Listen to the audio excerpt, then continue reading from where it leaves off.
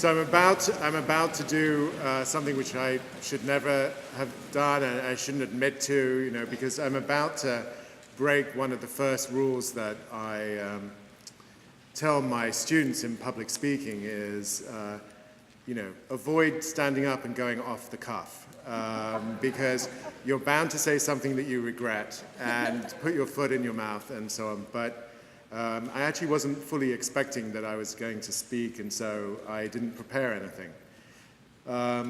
If I can pull it off, I think the advantage is that you will know that it really does come from the heart. So recently we went through an accreditation. I know you saw the guys visiting, and the chair of the accreditation team was Byron Halsey. He used to be the head at Randolph in Huntsville, and is now head of a very well-known boys' boarding school, Woodbury Forest in Virginia. And when he met with the faculty just before the team was leaving, he said something which I think is really very, very significant, and something that I would want you to know. I know, and I hope this is true, but I really do think it is true, that you all are very proud of the school that you go to, that you're very proud of the faculty that teach you because you know they care for you, and that you're proud of the community that you have. But of course, we tend to be biased about the things that we are closest to. We may be biased about family members, biased about our friends. We'll think they're wonderful because they're close to us. And so it's really important when somebody who is objective gives you some kind of validation about how special you really are. And what Byron said to the faculty as the accreditation team was leaving, he said, all schools think they're special. All schools think they're unique. But I have to tell you guys, this school is special and it truly is unique. And when you get that kind of external validation, I think you should take that to your heart and have that with you and say, yes, my high school experience is special, and it is more special than that many other people my age experience. So when you come to be the head of school at a school like Indian Springs, and when you get to understand and acknowledge how special it is, the first thing that goes through your mind is one of total terror. Because the first thing that occurs to you is, oh my God, what is so special about the place is something that is not carefully exactly defined. It is some sort of indefinable spirit, some sense of comradeship, some sense of community. And if you can't define it, how on earth do you know whether you're screwing it up or not? And suddenly it becomes this fear, I better not be the one that goes down in history for messing this up. I better not be the one that goes down in history for messing this up. And every time you think about a major decision, like building the buildings, you think, oh, well, you want to put up classrooms. And it is not an accident, if you think about it, that those buildings are single story. It is not an accident that you walk out of the doors to the outside of the walkway and not into some air-conditioned corridor. It is not an accident that the roof line looks remarkably similar to the roof line of the old buildings. It is because you had to understand what was essential. You had to understand what these things were that contributed to it being Springs. And one of the things that contributes to it being Springs is you go outside. And you get wet, and you also get muddy, and sometimes you get very wet. But that was part of the experience. It was not you went out into a corridor, you moved from classroom to classroom. And there are lots of little things like that that are essential. And then you get into the complexity of the human relationships, which are even more difficult to understand, but are essential to the fact that we are a special place. So it's an incredible burden when you think, I could mess this up, and I wouldn't even know I was doing it until it was too late. I like to think that I haven't messed it up. Time will probably tell, but I will hold on to that and hope that that's true. The second thing I really wanted to say was that professionally, it's been an incredibly rewarding and exciting experience and has been very sustaining and has played a very important part in my life, not least of which because simultaneously I was facing some huge personal challenges.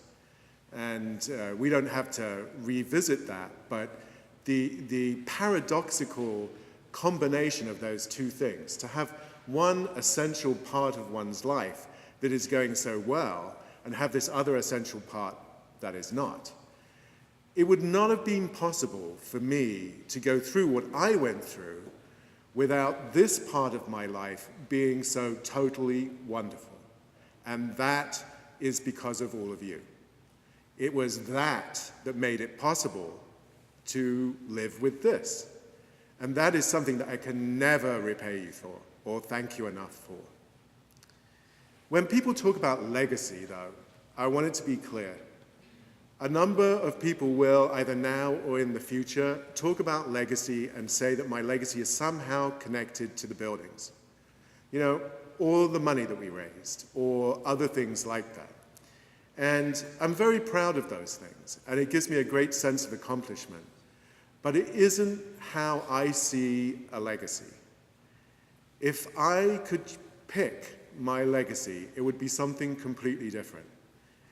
It would be hundreds, hopefully, maybe more, of those little moments when I had a conversation with one of you, or I had a conversation with a class or a group, and I said something, and you actually thought to yourself, I think he's making sense.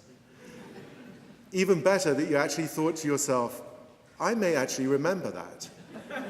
And even better, not only might I remember that, but I might use that idea on somebody else in the future. It's this thought that in some real lasting way, we communicated something and it was important. Without embarrassing somebody too much, I'm going to use a story that I hope will help you understand what I mean. But it does involve slightly exposing one of our current students.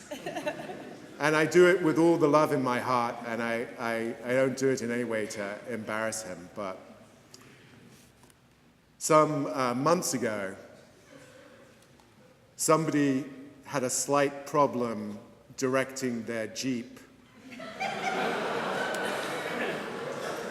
past the brand new sign out front. The sign actually came out of it pretty much okay, kind of. The Jeep, not so much. You know, there was this period when we were no longer Indian spring school, but spring school. The Indian was a mangled wreck. And I actually had a parent come up to me and say, that is so clever, so cool. It's Indian spring school on one side, and then it's, you know, like the inn name on the other side, Springs. I didn't have the heart to say the bumper on the front of a Jeep ripped the springs off, you know. So it was Saturday. I was the administrator on duty. The phone goes, you know, it's the guard at the gate. You know, there's a little bit of a problem with the sign. Somebody's hit it. So I said, okay, I'm coming out. And I get out there, and there's our friend there, you know. And obviously, if you've ever been in a car crash, particularly if you've been behind the wheel, it's incredibly traumatizing and upsetting. And you get this huge flood of adrenaline. And it makes you very shaky. And it's, you know, it's really upsetting. And he, of course, was upset. And any of us would be in those circumstances. And so we sort of, you know, calmed things down and everything. And, but I sort of realized that the airbags hadn't deployed, and that, you know, he'd gone into the steering wheel. And we had a discussion about, you know, how much pain he was in. And he was like, no, it's fine. And I was like, oh, okay, we're going to the hospital. And So, double checked with the parents, and we got in the car, and we're driving to Shelby Baptist, and we're kind of now in that calmer state where, we're not so adrenaline-driven anymore. And I look over, and I could see that he was crying. And I thought maybe he's in pain again. Maybe he's in pain. So I said, "Are you in pain?" And he said, "No. But I destroyed your sign." And I said, "It's not my sign." "Yes, but you worked so hard to get that sign and the whole building thing."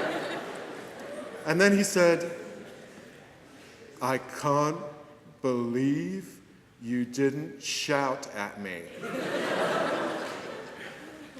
And I said, "I would be ashamed of myself if I had shouted at you. The sign, it's just a thing. You're a person. People are always more important than things." And I don't know whether he actually remembers that I said that, but in my mind, I was like, Gareth, Vaughan, teacher, wow, that's it.